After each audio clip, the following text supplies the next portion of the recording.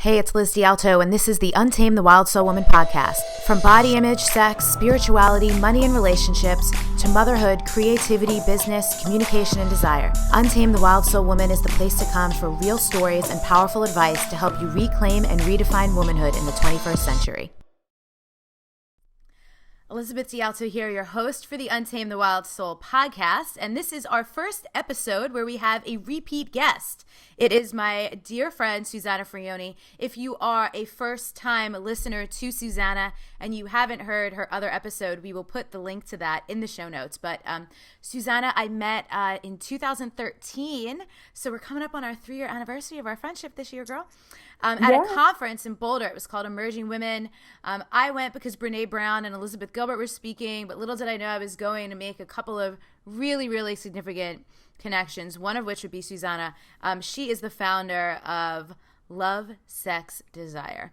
And in our last, I don't even remember what we talked about in our last episode, to be quite honest. That interview happened over a year ago, and you and I connect. So Susana's in Australia on the Sunshine Coast, these days? Yeah, on the sunny coast. On the sunny coast, where I will venture to at some point and do an Australian tour, just so we can hang out on your side of the world. But we connect pretty regularly, at least once every couple months on Skype, and we always have these really juicy conversations.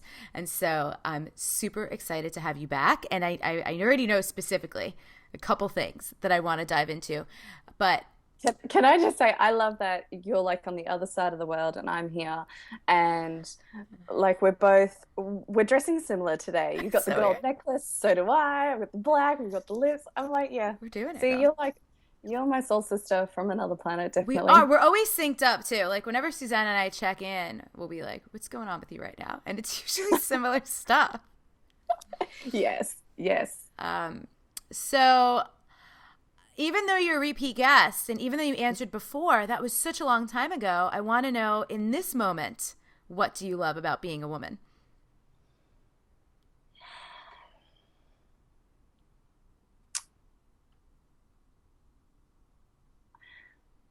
I want to say magnetism this time. I think last time I said something around ecstasy. Oh, I think you did.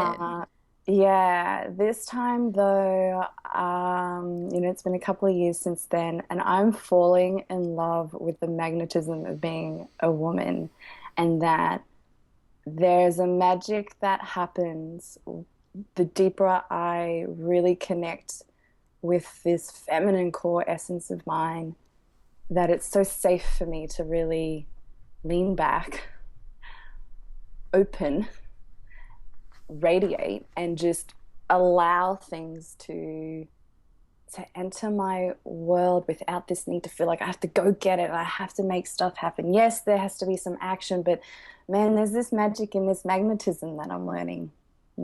Of course, that's what you love right now. Magnetism has been one of my favorite things to explore lately. So I wrote down a couple things that I want to talk to you about. You and I both, we were connecting. So for those of you who are listening to the podcast in real time, but at the time of recording this, I wrote a blog post about reading a book called The Queen's Code not too long ago. Also, I've reached out to Alison Armstrong to see if I get her on the podcast. That would be amazing to chat with her. For anyone who's not familiar with The Queen's Code, it's a book by a woman named Alison Armstrong, and the whole basis is that some women turn frogs into princes and some women turn princes into frogs, and all the reasons why and how that happens. And so Susana had read it a while ago, and I remember the week I was reading it, and I was just like in grief. I couldn't believe all the ways. One of the big things is how like women emasculate men, and I was like, oh my God, I do so many of these things. It was such a blind spot for me. It was so painful, but we were talking about it, and so tell me, what came up for you when you read The Queen's Code? What did you learn that was like, because you know me, I was shocked. Were you shocked by any of it or no? Like I had a similar experience to you. And I'll tell the story of how that book came into my life, because I love hearing why, not just like what people got out of the book, but I like to know like, where were you that even had you drawn to the book? Yes. Because that's what I kind of relate to. So I had just started dating a man, which was like the first man in like 5 years since my marriage had ended, because I've been playing in the field of women and doing my explorations over there. And so it was kind of new territory. And felt like foreign territory. I'll be honest about that. And, we'd kind of been doing a little back and forth for a while, and there was just kind of the backstage. And I just went, I don't understand. And this is, all right, I need to stop focusing on the other person and just come back to myself and dive deeper into my spiritual practice. And I'm ready for a new teacher. Like, I'm ready for some new learnings. And I woke up the morning and Alison Armstrong, that book came to me. Now, I had heard of her plenty of times before. I'd heard of her material, but never had that, I need to devour this now. Mm-hmm. And straight away, I was like, the Queen's Code. I think a lot of the Queen energy had been playing around in my field as well. And I devoured that book in one day, and I couldn't stop crying. We did have a similar experience. I just experienced so much grief, and it was that feeling of, fuck, I never knew. Oh my, like, I've been wrong plenty of times. And there was this like, wow, I've never truly understood men. And it was just like this backtracking going on in my mind of like reflecting back on my marriage and seeing it through a different lens. Even just seeing my relationships with women differently. It was like, wow, I even understand women more. Like, it was just this huge awakening. And I remember literally one of the first things I did was let's call the guy I was dating, and it was like, I'm so sorry. And I just had this real, like, like, I'm sorry. And I have so much learning to do about the male species, and because there is a difference definitely between men and women. So much like you about the emasculating, yes. Even actually another huge thing that struck for me, that book, was needing a man. It was like, oh my God, I come from that mindset. I'm Miss Independent. I don't need a man. Like, and I was kind of raised with that sort of story, like not to depend on another, particularly financially. But I was like, if I don't need a man, I have no purpose for a man. So why would a man even want to hang around in my life? And that was huge. And then that made me dig in deeper, like, what are my needs? I've been focusing a lot on my sort of desires. And at the end of the day, desires, wants, and needs, there's a bit of a blurry line there. But I had to go, what do I need? I've never really asked myself, what do I need? Because through my spiritual teachings, needing was like this bad thing. Yeah. Oh my God. So yes. So similar to you, I had heard of Alison Armstrong a gajillion times. I know women who have gone and done her programs. And over a year ago, when I was having like a tough time with Michael, a friend of mine had recommended listening to her audiobook, The Amazing Development of Men, which goes through the developmental stages. It really helps you kind of understand where men are on their timeline. And the big thing I took out of that was the difference between the readiness of women and the readiness of men. Yes. When we're each ready for things. And so that was huge. I read that one after. And that was huge. That was huge. And I think that was when I was reading that, I think that's when I downloaded the Queen's Code. And what was so funny is I actually went back in my Amazon purchases to see when I downloaded it. I literally had downloaded the Queen's Code like a couple days shy of a year before I actually read it this year. And what called me back to it is a local friend of mine here was like, oh, I'm going to the Alison Armstrong, the Queen's Code workshop this weekend. I'm like, oh, I have that book on my Kindle. I should check that out. Because the same thing, that queen energy was like present, like in my field. Like, what does it really mean, right? It's really easy to put hashtag queen life or like whatever on an Instagram post or on Facebook or call your friends queens. But like, what is the deep, true, very real energy? Like, what does a queen actually embody? And so, of course, Alison Armstrong is not the only say on the matter, but in her context, it was so incredible. And just like you, so much grief. And I was looking it up while you were talking. I sent this text message to my ex. I'm going to read it to you. I said, hey, I'm studying some stuff about men and women. And one of the topics is how women emasculate men.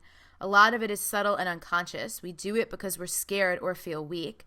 It starts when we're really young and only gets worse if we don't realize we're doing it. And it happens with all men, not just romantic relationships. Just want to apologize for anything I ever did to make you feel that way. I didn't know any better. And kind of like you said, it was that not knowing any better. And in fact, reflecting back on all the models in my life, I had some hardcore training in how to emasculate men. It's like, this is the shit. Why are we learning things in school that we never use? Why don't we actually learn how to treat people and how to relate to people? Oh my God, relationships, sexuality, all of that. I mean, I'm so lucky to have a daughter. She's turning 10 this year. Oh my goodness. And to be able to educate her along the way in my own way is quite phenomenal. And even last night, she's so sweet. I just want to share something. I don't usually talk about my daughter, but it's you. And I love, like, she grabbed my phone and she texted like one of my really good mates who's, a man I had been dating for a while. And she's like, "Hi, this is Analia. I just want to say thank you for always being there for my mum. I hope my mum lets me call you tomorrow to chat to you." And then, he writes back something to her. And I didn't get to read this until afterwards. And then she says, "We really appreciate you being in our life. Thank you." I'm like, wow, you are like really emotionally switched on, really observant, sensitive. Like, I'm like, yeah, okay, I'm doing a good job. Yes, and I want to actually circle back. That was one of the things my note to myself was actually sexy, sensual mom. Okay. I want to talk about that, but the needs conversation. Yes. This was something that really flipped me around because much like you, and I know for sure a lot of women listening can relate to this because this came up a lot in the conversation when I shared the blog post. This was one of my top 3 biggest things that came from reading that book was realizing, oh my God, number 1, I have needs. And number 2, it's actually okay to have needs. And number 3, pretending I don't is an enormous disservice, not just to myself, but to the people, but specifically the men in my life. Because there was this whole thing about how men really are providers. And I think in our culture, and you can tell me if it's the same in Australia, when we think of provider, we think of financial provider. Mm-hmm. We don't think about the safety, the care, all the other miscellaneous and amazing help and love and nourishment and all stability in some cases that men provide that doesn't have anything to do with money or how much they make. And there was this really poignant part that said, modern contraception and this wave of feminism and women's rights and all those things, in a lot of ways fantastic, but in a lot of ways really didn't do women any favors, because all it did was create this army of women who think that we need to do everything ourselves. And I will add, I think that was definitely an important phase for the women, or stage, or that wave. Yeah. And I recently just interviewed, his name's Terry Real. He's the author of many books, but the one that I loved was called The New Rules of Marriage. And he speaks a lot about the woman's power to transform the relationship, while men, given the right support, will rise to the occasion. And his whole teachings are around, it's time for us to move beyond personal empowerment and move into relationship empowerment, because personal empowerment has women sort of speak up and leave it, but relationship empowerment has you really own it or stand firm and mean it. So there's a little different energy that's required, because it's all about, you don't have to compromise in these relationships. You get to have what you want. But half the time, a lot of us don't even know what we want. So we're kind of, I guess, manifesting or creating really vague experiences for ourselves, because there's no clarity around, well, what is it that you really want? And so it's just, it's time for us to move beyond personal empowerment and really master some skills. And this is the beautiful thing that I'm finding. It's just skills. That's all there is. This isn't some mysterious thing that isn't happening for you or not happening for you. It's right. Just as you learn to drive a car, just as you learn to, I don't know, whatever your career is, you might have to go do some training or learn some marketing skill, whatever it is. Relationship requires the same sort of training for you to go master these skills, particularly around identifying what your needs are, making requests, understanding like all of that jazz. But I just go, yeah, it's available to anyone, and we need to learn how to do that effectively. Yeah, and making requests like that's a big thing. She talks about something in the book called the hero's language, and I don't need to spend the whole time on the book, but like how to It's actually. an amazing book. It's freaking amazing. How I gotta save some questions for Alison if she comes on. Uh, Alison, I already asked Suzanne all the questions. I don't need to talk to you anymore. Um,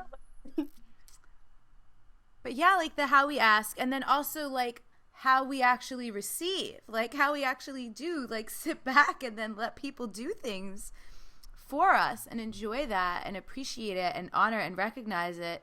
It's just so interesting. It was like mind blowing. That's that actually that same message I sent to my ex, I also sent to my dad and my brother. And then I also sent to my mom just to be like, hey, heads up. This is what I'm thinking about right now.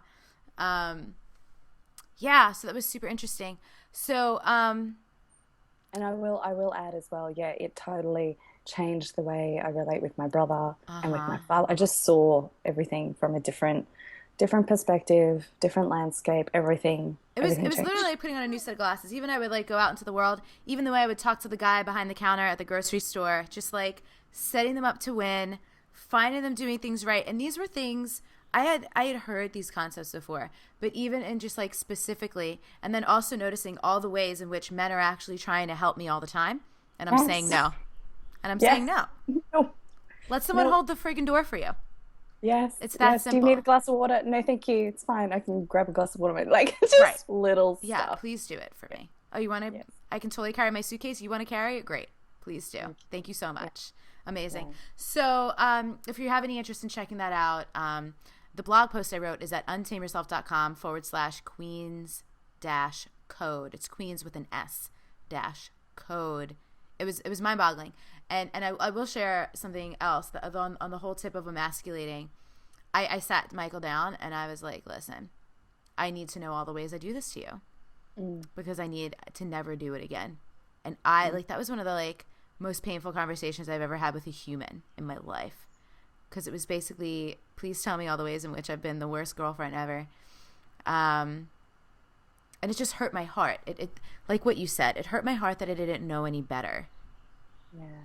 that I was Yeah. wreaking havoc that I didn't know I was wreaking. And then, and Mm, also too, I will say as a coach, as somebody who like works and talks about relationship, like people come to me, I help people with their relationships all the time to discover such an enormous blind spot of my own. There was a lot of shame. I don't typically feel ashamed or embarrassed. Like it's just not really an emotion I experience that much anymore. Like deep waves of it. It was unbelievable. It was good. It was a good initiation An initiation, definitely. from Yes. just a book. Like that's what's Yeah. amazing. I was talking to my friend James Ton a couple weeks ago, and he said books are my mentors. And I'm like, Mm, and I know you would agree with that too. For some people, they just kind of like read through book after book after book after book. But like, I've read books that have like literally like my life was never the same after I read The Queen's Code, and it never will be.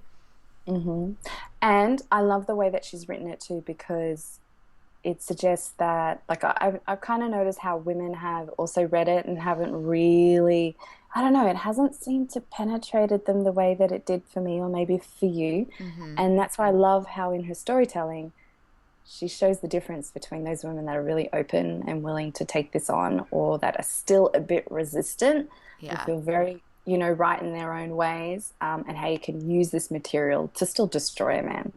Yeah. Yeah, yeah. And you know what? I find the thing that you said this earlier, I had a couple people ask me about this, and I remember feeling this way as well when I listened to The Amazing Development of Men.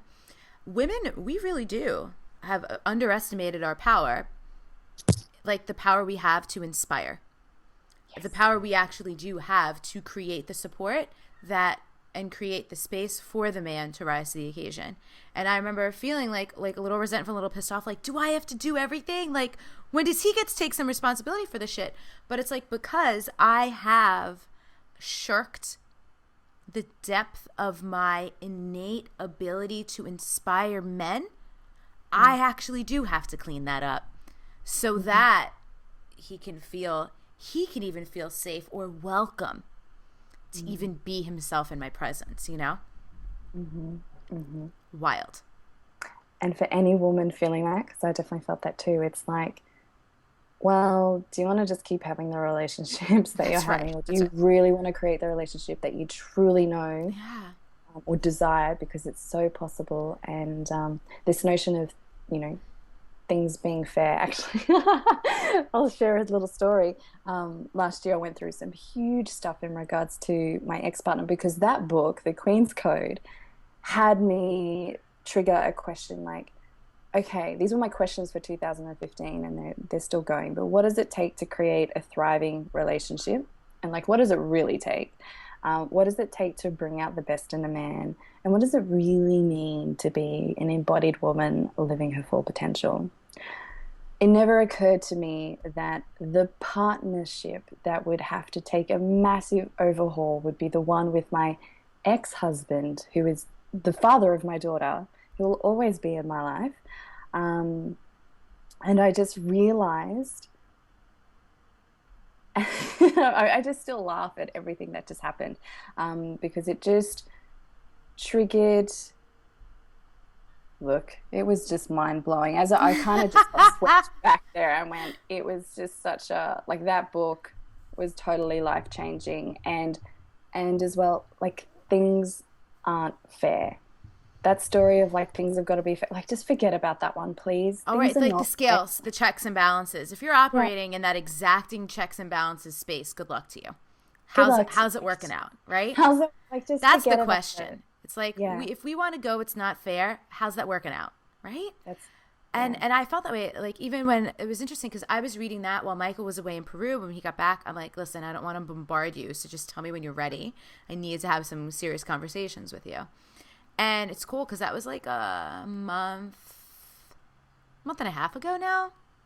Wow. And the shifts and the sweetness and the tenderness and the like amazing support that we've created in our relationship after being together for almost 2 years already, just from like me taking the responsibility and like saying the things and owning the things and like so many apologies and like, and him too, right? There's been some stuff come around and come through that, but so unbelievable, so unbelievable. Yeah. So like, for anyone listening who's like, screw this book, I shouldn't have to do it, like, part of saying I shouldn't have to do it is still part of you actually agreeing to suppress your own power. And this Yes. also, part of it comes back to your word that you said in the beginning, which is that magnetism. Because as women, part of receptivity is pull, Yeah.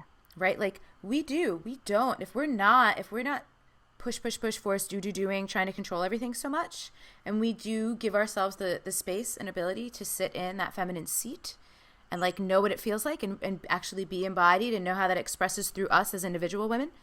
Hmm. That is one of the most mysterious and magical forces in the Yes. world. In the Yeah. world. Definitely. So I want to talk about sex. I just want to talk about it. One of the things I Yeah. realized is I haven't actually had that many conversations on the podcast, like deep about sex. And if there's anyone to have that with, it's you. Yes. You study. You study. This is your podcast, is Love, Sex, Desire. You have all these deep conversations. So I'm going to let you pick a topic or direction or whatever. What have you noticed?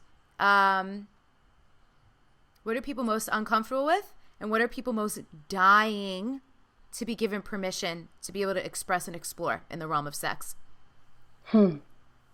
Well, the first thing that came up was just permission to unleash their sexuality, their sexual desires, just their that full power. Um, I receive, look, I receive some, I'm going to say, strange questions. Like, I have to remind, like, oh, okay, yes, and like little things from, um, having sex with the lights on, to not having sex with the lights on, to being on top, to like just that variety, that spectrum of conversation, to owning one's pleasure or dissatisfaction with uh, Uh-huh. one's current state of sex life, plus just no desire to even want it. It's become a duty and obligation, particularly for the wives and particularly for the mothers. There's just no wanting in it. Let me Yeah. just Hmm. I had an experience last week where I was like, obviously, I don't have children. People listening know I don't have children. But one of the, I had, we had friends over. I had like been on calls all day. I think I had like 4 or 5 calls. And then I made dinner for 6 people. We had 6 friends come over. And then at the end of the night, you know, Michael and I were messing around. And I just noticed this huge desire to not want to do anything because I'd been doing all day. And so Hmm. I'm noticing myself having a pause because Michael and I have not checked in recently around explicit sharing. And in fact, for a while we had pulled back because we were realizing it was just like too much. We had to keep some things more sacred between us. And we've been on your podcast twice. I remember the first time you interviewed us, it was still a relatively new relationship and we were still in like transparent communication, say whatever the hell is going to come out of your mouth. And we realized that was actually kind of damaging. Yeah. Everyone grows and evolves. But I just noticed, and I can imagine mothers who maybe even judge themselves, what's wrong with me? Why don't I have any desire? It's like, well, if you've been doing, I mean, even though mother sounds like a feminine thing, it's very masculine in nature because you're doing shit all friggin' day. You're taking Hmm. care of people, you're packing lunches, you're picking people just up, you're running yeah, errands. Like, switched on 24/7 is what it is. yeah. It just never ends. Yeah. Yeah. So Yeah. what do you say to people? What Yeah. and even feel free to reference some of your own podcast episodes where you've talked about this stuff Yeah. where Well, that's the question. yeah. Yeah. So, particularly in that scenario, I mean, this is really the foundations of self-care for starters. And I would also go and add the whole expressing what you need and what that looks like to another person. Because, I mean, your partner is, or for me, I see partnerships as a source of nourishment. I Mm-hmm. have to do my self-care stuff anyway. How beautiful would it be if my partner can help me out in some dynamics, whatever that may look like? And that would have to put me on the receiving end, which is a big challenge for many women. Like, let me just lay back here while you rub my feet for quite a while. Let's not make this about sex. Let's just make this about some intimacy until I feel maybe turned on or open and ready to have sex. That may or may not even happen. But we also have this mindset that sex is just this one singular act. Am I doing it enough or am I not doing enough? And again, if we're not communicating effectively on what fills us up with pleasure, again, we have to like expand our perception of what sex is. Then we start to create that habitual pattern with our partner. Like we're a co-creator in that. And so Right. when Oh, sorry. I got so excited. And I feel like so many people judge themselves, and I've done this in past relationships where you're judging not on the quality but on the quantity. yeah, And it can be damaging either way. So if you're yeah, someone who's like, well, what? We have sex like 3 or 4 times a week, but it's not good. You're not yeah, actually satisfied and you're telling yourself it's good because it's happening. yeah. It's just Or the other bullshit. way, if it's not happening and you're like judging yourself because you think in your head that in order to have a successful partnership it should be happening however many times. Like a lot of people, I used to have that number in my head. I used to have a number in my head of like what it should be in order to be like substantial enough to qualify as good. So weird. Yeah. And well, it's like, I mean, we create these stories throughout our life with other areas. I mean, we're doing it the same with our sex life. Like we have a story of what it should look like or Mm-hmm. what it shouldn't look like. And that's what we're sort of creating over and over again. And honestly, as you know, I don't have a sexology degree. I haven't done the tantra trainings. I'm not a tantra practitioner. Like that's not my field. I've come from the embodiment piece and just Mm-hmm. exploring myself. And sometimes, even when I meet some of these sexperts and the way they talk about sex is like they're living in a constant state of ecstatic bliss. Each time they're having sex with their partner, it's like some explosive, dynamic encounter, and like they're ready 24/7. That has not been my experience. And maybe it's like, wow, I haven't learned the tantra, like I'm missing out on something with the tantra. But what No, I but there's a do, breathing technique, Susanna. If you just learn how to breathe. but here's what I do know. The more present I am with my body, the more I do live in that orgasmic state Yeah. of being, and the more open and ready I am for whatever encounters. However, sex for me can include a vast experience. Like there can be crying, there can be anger, there can be confessions, there can be just like quiet, pure bliss, pure connection, no intercourse, no oral sex, just touching, just energy breath. Like it can be so many Mm-hmm. things.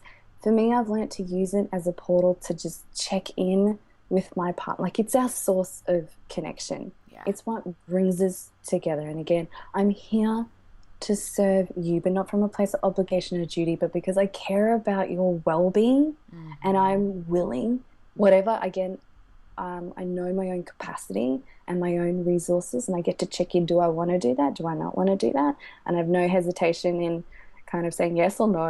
And I think that's Yeah. part of the journey. But also then for me expressing, like, here's what I need. This is what I'm wanting. I'd love to be able to receive this from you. But I also have my own ways. And in fact, actually, even now, I finally reached the state of how does one cultivate like their own pleasure? Like, really, like, I'm noticing, let's just say it probably went on a bit of a, um, with sexual expression, like a lot of outward energy. Uh-huh. And I think of it like a battery. You know, there's the charge and the discharge, and there's been a lot of, of course, I wasn't having sex with a man for like 5 years, and those masculine and feminine energies coming together are powerful. But now it's sort of like, yeah, what are the ways that I really recharge my sexual energy? Not just my energy levels per se, but I'm really curious about this sexual energy. And yeah, it is taking me down the path of the jaded practices, a whole new way of self-pleasuring. Um, Obviously, dance has always been one of my ways to get that energy moving. But yeah, I just think again, it's knowing your own body. And it's not like you have to go and figure that out and then come back and have a great sex life. It's Yeah. like you can use your partner in those Yeah, discoveries. enlist your partner. And you know, again, like I mean, so many people have so much shame around this. They don't even want to explore. They feel ashamed to ask for what they want. But and you know what? To bring it back to the Queen's Code for a minute, you know, one of the things where in that conversation around needs, it did go to sex. And one of the things was so cool. Like she called this thing like pumpkin hours and jump starts. So to Yeah. even just understand with your partner, what are the things that like I could do it anytime, anywhere, and that shit is going to turn you on? To Yeah. know that about your partner and to also find out that some of the things that you thought were like your clear signals, they had no idea that those were your signals. Yeah. Yes. Right? It's like, so when I do this, what do you think this means? Yeah. When you do that, I think it means this. Nope, that's not what it means. To even just like, right? Because sometimes there's funky stuff around initiation. I had a woman ask a Mhm. question about this recently, and I've had this in a past relationship where I wanted sex way more often than my partner did. And I Mm. remember feeling so rejected. It was like, it was irreparable, honestly. It's one of the reasons that relationship ended because, like, I wanted sex so much more than my partner did, but I wasn't understanding, like, he was working a lot. He was building a business, and I took it personally all the time, and I didn't Mm. have the language or the confidence or the courage to be like, when do you want it and what do you want? And like we could have created a really satisfying experience in exchange for both of us, but I wasn't queen's coded up yet. But you know, people who feel funky around I initiate more than he does, like what does that say about me? And like there's so much judgment around the interaction before you even get to the act. Yeah. And this is, I think if there was one thing that we could all master, it's this inner critic. Oh my Like, god. seriously, if you can transform your relationship with this, it just ripples out into every area of your life, and particularly around sex. I mean, most of us are stuck in our heads than we are in our bodies. We make things good and bad. We're judging. What does this mean about me? What does this mean about them? Mm-hmm. Like, just drop all of that. And that open and honest communication, priceless, really. Super. I And mean, oh, go ahead. I was going to say, and I want to add something else, particularly for women, not to be afraid of exercising your ability to seduce and to build that sexual tension and to take people to the edge and drop it. You don't have to go through on it. Like, that's part of the play. That's part of the game. That's part of recharging this energy. You know, I want to know how much teasing I could probably handle before I have to like, I really, Okay, really want it. that is an amazing. I don't think I've ever given a homework assignment on the podcast before. But if there was ever a homework assignment, if you are in partnership right now, or if you have sexual partners, whatever is the relationship, someone that you're comfortable enough doing this kind of exploration, that is unbelievable. Yeah. How much teasing can I handle before I'm just going to like lose my shit and die if I can't have what I want? And I want to say, and even when you think you've reached your limit, I encourage you to go just a little bit beyond. This is like you're running on the treadmill and you think you're done. It's like you're not done. You got more. Oh my God, this is so good. So you mentioned, you alluded to this earlier. We talked about when someone doesn't have the desire, they have the drop in desire, about recharging their own sexual battery. Something I wanted to say on that is, sexual energy is also related to like creativity. Hmm. And so for creative people, or for people who have maybe high stress jobs and whatever, to just note that when you're putting a lot out, creative output, that's also your sexual energy. Hmm. So Yeah. recharging that, like there's also a balance there, or even lighting it up. So some types of creative things and expression, depending on what it is for you, that could either be a drain or a charge. What's your experience or opinion on that? Mm. I know people always talk about sexual energy and creative energy of being one and the same. I don't think they're the same. I certainly think, I mean, that sacral chakra, I think they are housed in the same area, but they In the have to be same area. different. It has to be different. Yeah, I was just about to say because, um, yeah, sexual energy to me just has a different texture, a different flavor, a different experience in my body and expression. Yeah. Like I have had periods where I'm extremely creative and honestly, sexually, I just want to like shut shop because I'm like channeling some Yeah. energy over here. Um, but also, yeah, sorry, what was your question again? I was just curious about your opinion about the relationship between like creative energy and sexual energy and how they might interplay.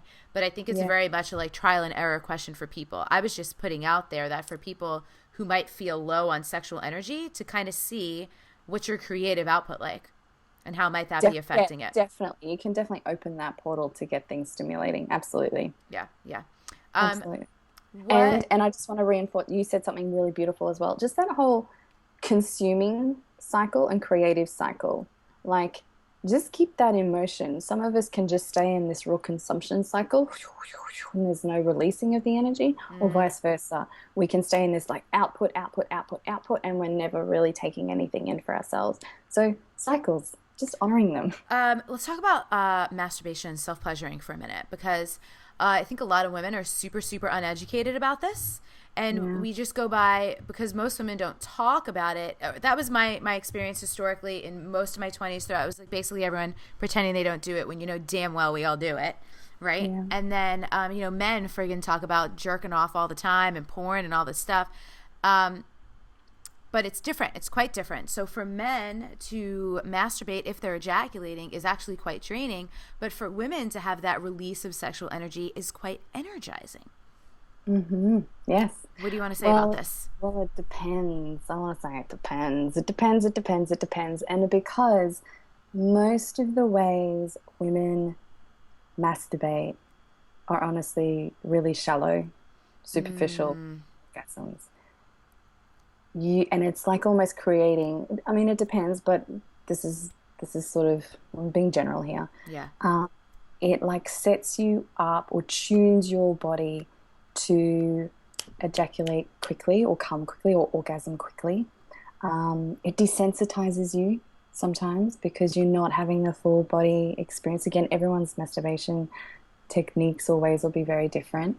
Um, it can be very mental, stimulated versus body connection. So we're like wanting to create some stimulation first, when in fact, if we were to just do a tune in, we'd be like, actually, I'm not aroused. I'm not turned on. Okay, I might just explore my body for a little while and just see what happens. Like, I think a lot of us women don't actually know what turned on feels like Oh, yeah. without having to trigger it through the mind. So this is mind boggling to me. because I can't imagine not knowing what that feels like. So can you just say more in case anyone does know what you're talking about? In regards to knowing how your body's turned on. Like not knowing. Like Not knowing. so, and this is so. By the way, if anyone is listening, I don't want to make anyone feel self-conscious or ashamed. I will share. Let me just share this. I'm one of those people who, like, as a little kid, like, I started like touching myself and exploring. Yeah. I don't know, probably like fifth or sixth grade. I was always so curious. Like, I was literally having orgasms in like the sixth grade, giving myself, like, I was always so curious about that. And actually, I can remember, I don't know if it was the very first time, but the very first time I remember being turned on and like literally feeling turned on in my vagina. Like, my vagina was tingling. And I remember being like, what is that? Was watching. Like, I don't know how old I was, but if we could probably figure it out, because I was watching the video Paula Abdul for Cold Hearted Snake.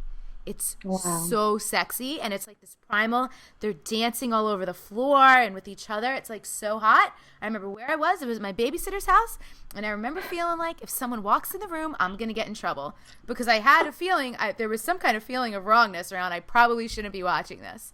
So it wasn't around the feeling I was experiencing. And then I noticed, too, it was music videos were like a big thing. Oh my God, for anyone watching the video, I just had a moment of realizing I've been like peeling my nails. They're horrible. So I just said, I'm not usually ever self-conscious about anything, but I'm wearing this dark nail polish. And I'm like, damn, I have like two nails. It's like the worst. It just flashed up. So if you're watching, it's fine. But that was hilarious. Yeah, I remember feeling turned on. So when you just said that, it almost like kind of short-circuited my brain, because I can't remember what it was ever like to not know what it felt like to be turned on. So I'm not placing a judgment. I'm sharing my experience. So if someone doesn't know what it feels like, how would you help them to gain that awareness in their body? Yeah. And I want to say I'm creating that distinction between and I mean you tapped on it, yeah, having that turn on in your body versus that mental stimulation, like the two different experiences, right? So when you say mental stimulation, would that be like someone watches porn? Watching porn, or even your own mental fantasies, like of having to replay certain things just to get things going for the sake of having that release. And I say that because it really wasn't until I did Vipassana, which is when, you know, life changed for me. And then the last, oh my gosh, it's been like nearly 6 years of really deepening this connection to my body. I went through a phase where like I didn't have any desire to masturbate. I wasn't looking for some quick peak and some quick release, but there was this, like, I just want to tune in, like, what is present here? And that's just like one hand on your pussy, one hand on your heart. I always love just having that connection to my heart and just breathing and just getting really curious. Like, can you feel that inner pulse? That's it. Can you feel that? And if so, where? And do you take time to actually explore your body or explore your pussy from not needing to arouse yourself or from a sexual point of view, just from a pleasure? Like, we do it like in a movement and through dance, like just move the way that feels good. But I mean, do we explore our intimate parts? Just like, what actually feels really good? What kind of stroke feels good? What kind of pressure feels good? And I mean, just that level of exploration is so valuable, particularly when it comes to being with a lover. And because then you know what you like and you know what to ask for. I would love to talk about kind and encouraging ways to give feedback during sex. Because I know, I remember doing this years ago with other partners where it was just like whatever they were doing didn't feel good, but I didn't know how to say that, and I didn't want to like shut them down, so I would just like not say anything. So like this enduring in sex, right, where it's just like doesn't feel good, it's not what you want, and you're like just dealing with it. I I remember a distinct moment. I was actually with a woman, and we were making out, and it was really interesting. Like, I could just tell, oh my gosh, she just so wanted to have sex. She was very focused on this kind of end point. You could feel the rush in the energy. It's like, let me do A, B, C, D. You know, it was very, what do you call it? Transactional? Configured. Oh, got it. Yeah. Just like she had a plan. It's like the first base, second base. I don't know. You could just feel it, but like I can't feel you. Like, I'm connected to your body, but I'm not connected to your presence. And that's the piece that I think once you get that connection first, the rest just sort of unfolds. And that may not be very useful for some women, but I always say that you're looking for that connection with presence because automatically things may start to slow down. It's easier to communicate. Less people are less in their heads. But again, it's just I mean, and a couple of things as well. I think though for many women, we're stuck in those old habits. So for us to speak out all of a sudden might seem quite shocking to our partners. They're the kind of conversations you need to have outside the bedroom. That Just is a like, great piece of advice to talk about it. Even like an invitation, right? Like, hey, I would love to do like some exploring. I don't know. I've never been with a dude that wasn't super turned on by me touching myself. So yeah, if it's like, hey, I want to show you a couple of things I really like. And it doesn't have to be like, it could be more of like an engaging, like a warm up, like you were saying, that teasing. It's like one of my favorite methods of teasing, right? 'Cause it's like, no, you can't touch, until you can. But, having that conversation outside the bedroom, it's like, hey, and even as a woman, you could take ownership. You could be like, you know what, as I am learning to get more present in my body with my sensations, I'm noticing there are certain things that don't feel that great and certain things I'd really love to try. absolutely. Saying Yeah. something like that and being like, because I'm feeling more, I'm noticing, rather than you're doing this thing wrong or no, not like that. Because that'll just like, again, like that emasculate. Might as well just take the sword and do the deed. That's it. That's it. And when you come from that place of, I have a desire to experience as much pleasure as possible in my body, and even vice versa, like I want you to experience as much pleasure in your body. I'm here to really explore this whole body of yours because it's Yeah. not just these certain little areas. You've got everything. And I just think we need to be, you know what? That's where you can infuse your creativity. And that's where you really actually talk about full body turn on. So Really. we play this game. We'll just take the iPhone timer. We'll put it on either 3 or 4 minutes. And it's just a massage game. Sometimes it leads to sex. Sometimes it doesn't. More often than not, it does. Because like by the time you've done like 2 or 3 rounds each, your bodies are so, you're just like, okay, let's do this. So just put the timer on for 3 or 4 minutes. And for that partner, this is also a great exercise for training both of you to receive, right? Yeah. So, all right, what do you want massaged? And it might be like, oh, my thighs, oh, my chest, oh, my middle back. And you just go back and forth. And it's also cool because the entire focus for just 3 or 4 minutes is on one person. And they just get to enjoy, you know? Totally, totally, totally, totally.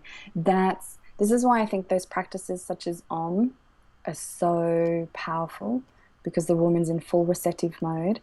The guy is, he's in full giving mode, but he's also visually taking it in. It's such a turn on for him. Things like yoni massage as well. Like, again, just a woman being in full. Actually, you know what? That is one thing I would add to my self care little toolbox over here. There's something so magical about having your pussy massaged, whether it's by a lover or someone else. Mm-hmm. Without it, again, this isn't about it being sexual. Yeah. This is just about it feeling good and infusing that area with so much love. And feeling it. And feel, yeah, and And feeling. feeling And it. a lot of us, there's an awakening that needs to happen because we're numb. So I will share something with you. I don't know that I've ever shared this on the podcast before. I might have. I don't remember what episode.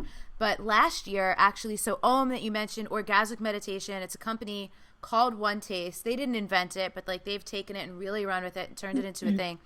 I can't necessarily say I recommend their stuff. I had like a really bizarre experience. They invited me to speak at a conference. I would definitely just, if you check it out or go to any of their group stuff, just use your own discernment. They invited me to speak at their Turned On Women Summit. This was last year, over a year ago. This was last February. And I went with a friend who was actually Michael's coach at the time. And so it was just women. And so when it got to the part to do the stroking of the clits, it was all women. And I have not ever explored with women. So I have never seen a vagina up close and personal. That was not my own. Did you freak out? I did not freak out, but we looked at each other and we were like, are we going to do this? And we're like, we're going to do it. I was so good because it wasn't, and that's the thing, it wasn't sexual. Yeah. I was so glad I did this because actually getting, and it's specific, it's 15 minutes. And it's very what's the word I'm looking for? Clinical. You literally put on a glove, there's lube, there's like a certain position people sit in, you have to hold it a certain way, stroke it a certain way. Like it's very clinical. It's not even meant to bring people to orgasm, and some people do, some people don't. But I had never had the immense like honor and pleasure of watching a pussy like just bloom like a lotus flower and open up and become engorged. And like there was a moment when I literally went into like this meditative state myself, because when you're the stroker, you're looking at it, you are supposed to stay connected with it. Single focus. And I'm watching, and I literally felt like I was stroking the collective clit of every woman on the planet. It was like I was like, this is one of the most beautiful experiences I will ever have in my life. And to just watch and see and be like, oh my God, this is like one of the most magnificent things in the world. Unbelievable. Mm-hmm. And even just the whole experience of not having any sexual attachment, attraction, or turn on around it, but still being able to really appreciate it so much, like art. Yeah, it was just like such an amazing, amazing experience. And this was, obviously I've been intimate with women, but one of my probably biggest takeaways during, that time was, this is one of the reasons women need each other. I mean, you don't have to rely on a man to do that. Like this, I'm like, if you just like, it might seem strange, but really, I kind of sit here and go, what would be more beautiful than ensuring that your friends are filled with pleasure? And this is one of the ways. Like, I mean, she will come alive in so many areas of her life, and to just drop that, oh my God, am I a lesbian? Does this mean I'm attracted? Like, fuck all that conversation. Yeah. You care about each other's well-being. And there is something, that portal is just so powerful. So it's like, get over yourself and be willing to try these things, because so like you said, and again, like maybe find a show. I can imagine some people listening like, if you think I'm going to touch my friend's pussy, like freaking out. Listen to this right now. Yeah. And this is one of those, I mean, whatever, but it's kind of saying, it's like, well, how's it currently working for you? And if it's fine working for you exactly how you are, beautiful. But if there's this feeling that there's something more, let go of those rules or those judgments that you think you have, and be really willing to try these different things, because you just had one of the most magnificent. And like, and what was cool about it is it was like a one-time experience. Do I ever need to have it again? No. But I'm so like, it was just so magical. And my appreciation for myself, for all women, I'm like, oh my God, for our anatomy, to see it up close in that way. But like, you could watch a video, but to be up close doing it and seeing it was like, wow. And to watch, again, just like the whole full body of an experience of a woman becoming turned on. Unbelievable. It's a gift. And I think that's what we forget as women. Like, it's an offering and it's a gift. And to be on the receiving end of that, like, lucky man, lucky woman, lucky whoever. It's magical. So like, don't be denying your gifts like that. Yeah. But again, depending on your relationship to sexuality, and like, there's people with varying degrees. Maybe you've had some sexual trauma, maybe you haven't. Maybe you grew up in like an environment where like there's a lot of sexual shame. You need to work through your stuff to get to these places, to be open and receptive to the things that we're talking about. It's not like just dive in head first, because that actually could be traumatizing. If you have unresolved issues around this stuff and you're like, okay, someone told me I need to go stroke a clit, like that might not actually work for you, So like, always be checking in with yourself and go, what's the thing that I'm maybe slightly uncomfortable with, but pulled towards and willing to do, that feels like expansive and enriching for me. Because sex is a super, super sensitive thing. But just be in that exploratory, curious place is an unbelievable thing. And there's something beautiful about knowing like what's possible, what is out there. I mean, seriously, there were some things, I mean, I personally haven't technically tried on myself. I've done my own versions with my own partner. it's like you just take what feels good for you Yeah. and again what you're curious with, but there is some power in sort of knowing, wow, that's what's possible further down the spectrum. Okay, will I Yeah. ever get full to it? Maybe not, but at least I know where to go. I have a funny story. Mhm. So, in one of Tim Ferriss's book, I think it was The 4 Hour Body, he talks about a 15-minute orgasm, and it's basically Om. I mean, I think he learned it somewhere else, but it doesn't really matter. But I remember a partner starting to do that to me once, but without telling me what he was doing. And there's actually, if you don't know what's happening, it feels quite disconnected because you're just like sitting there in this very clinical position. They're like not making eye contact with you, and it's just like this like little tiny stroke, and you're like, I like lost my shit. I'm like, what is happening? Like what? Like what? So like also if you're curious and if you're exploring and you want to involve your partner, just like be sure that you let people know what's happening. Yeah. So you're not just like suddenly gonna like try some new thing that like you know what you're doing and they have no idea what the hell's going on.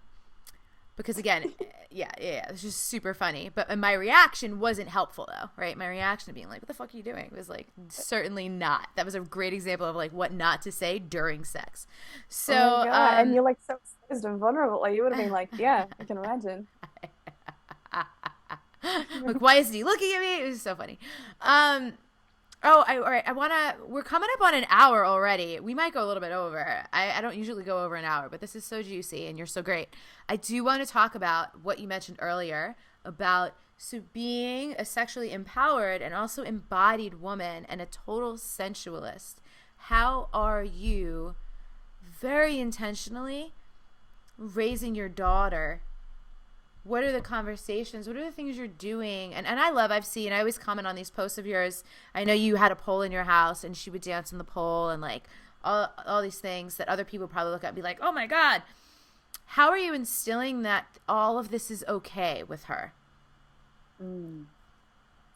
Look, it started quite young, and I think it all originated definitely around the emotional intelligence to begin with. Actually, it was when I was going to the US, and um, my daughter had a bit of a meltdown. Like the day I was like, she was just really aggravated and whatnot. And it was like, wow, what's going on? And I just realized, oh my God, like I'm going away for 2 weeks. It's the first time in a long time, and she's having a moment. And that was probably like this real intense, deep emotional connection where I was like, I don't have to fix her. I don't have to do anything. I just need to be here with her and let her have her outrageous moment. So that's where it started, like this real deep emotional connection and just having permission or giving her permission. It's okay. She doesn't need to feel happy and vibrant all the time because she's naturally quite like that. Um, so that sort of level of connection was where it began because I noticed that was a game changer for us in just how we moved in the world and how we communicated to one another, to how we were feeling, being able to fully allow her to express herself without me interrupting, without me finishing off her sentences. Like even to this day she'll be like, Mum, you didn't let me finish my sentence. And in my head I'm like, yeah, but I already know what the answer is, or I already know what I'm like, doesn't matter. The practice is, can she have permission to express herself? That's what I'm Mm-hmm. here, creating environment for. So that really set the groundwork for when it came to a lot of the sex stuff. And also the body work. So that was the other thing. Like that particular day was also like, instead of getting caught up in the stories, I mean, it's exactly what I do with my clients. I'm just doing it with my daughter. Like, what are you noticing in your body? I have like this bubble in my throat and I feel like I'm about to cry. Okay, let's just breathe with the bubble. Like she's learnt a lot of these little subtle techniques that have helped her become like so powerful. But then when the conversation starts to change to sex, because it will, I let her lead. And that is, I just let her ask whatever she wants to ask because they see things very differently. Oh man, I don't remember the specifics and you might not want to share it, but there was a Yeah. really cute. I remember I think she asked you something and you said that, right? Like you let her lead because I think you probably thought it was going to go 10 steps farther than it actually did. Do you remember what it was? Well, there was a few, and I'm happy to share because this is the stuff that's really useful. Yeah. There was one time we were watching a movie. I can't remember if this was it. And um, And okay, watching movies is always like a cliffhanging moment for a parent. Like how intimate is this about to get? Like, are we breaking rules here? Should you like turn off the TV? Like, I'm always kind of I feel myself go through my own hot I flushes grew up sometimes. in a cover your eyes family. Cover your eyes. Put the blanket over your head. Yeah, but I have to go like I can feel myself wanting to say that because obviously I was on the Uh-huh. receiver Uh-huh. for that. Like, why? Like, this is really bad. Was she really like? Oh my God, my mind races. It's if only you could record what's happening internally for a mom during these moments. But anyway, there was this one scene, and it was like a bird's eye view of the man. Sort of, he had a naked button. He was on top of the woman, and like I just remember going, if that's all they're gonna show, that this is okay. And she was like, oh, dude, it's not gonna work because she was unable to have babies. She had lost a baby before. So, in her head, at that particular age, sex was purely about making babies. And it was either going to work or it wasn't going to work. And that was the end of the conversation. So, no big deal. And I was like, oh, but, obviously I'm going through my own stuff. Um, what else has there been? Again, it's just creating that safe environment. Um, she deems these conversations inappropriate. There was the part of me that really wanted to go, these aren't inappropriate conversations. Like I would have this all the time. And I realized, hang on a second, maybe there's a little thrill in this for her for calling it inappropriate because she's surrounded by a lot of people that are not allowed to have these conversations. And really, these conversations are so, I want to say, like basic stuff.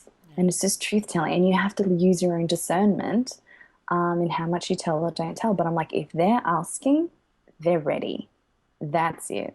And if you can, I mean, it's your stuff that'll come up. Trust me, my heart races. Sometimes I'm like, oh my God, I can't believe she is.